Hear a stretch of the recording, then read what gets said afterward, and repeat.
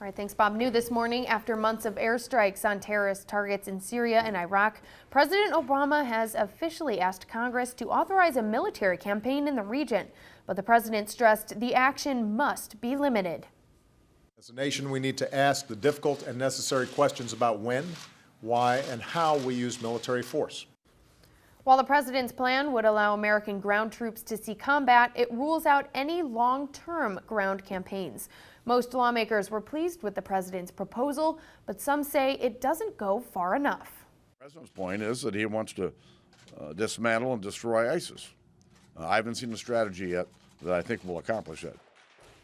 The president's plan does stress that ISIS is a threat to security even on U.S. soil, but many lawmakers on both sides of the aisle say they want more details before they will authorize the use of force.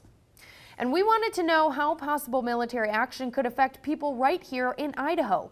Jacqueline Powell takes a look at how the Idaho National Guard is preparing and what Idaho leaders are saying about the impending conflict.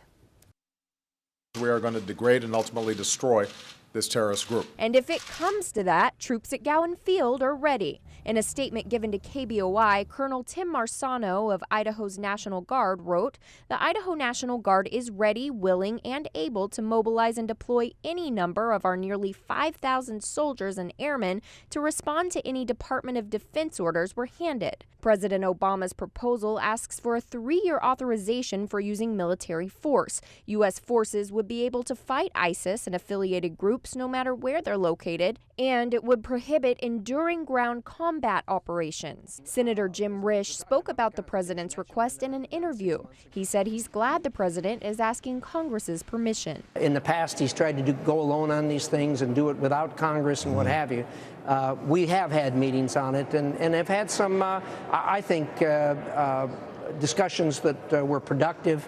I do believe, though, that there are provisions in that request that are going to draw very heated debate. Risch says if approved, the language of the authorization is likely to come back to the president different than what he requested. But even with some disagreements on the wording among members of Congress, Risch says overall he feels confident lawmakers will come together to make the right decision. On this particular issue, we're Americans. When you're talking about protecting the United States of America, and the president is right on this, ISIS or ISIL, whatever you want to call them, do pose a threat to American interests, not only abroad.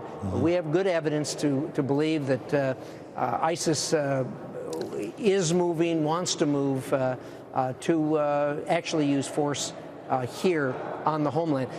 Jacqueline Powell, KBOI News, Boise.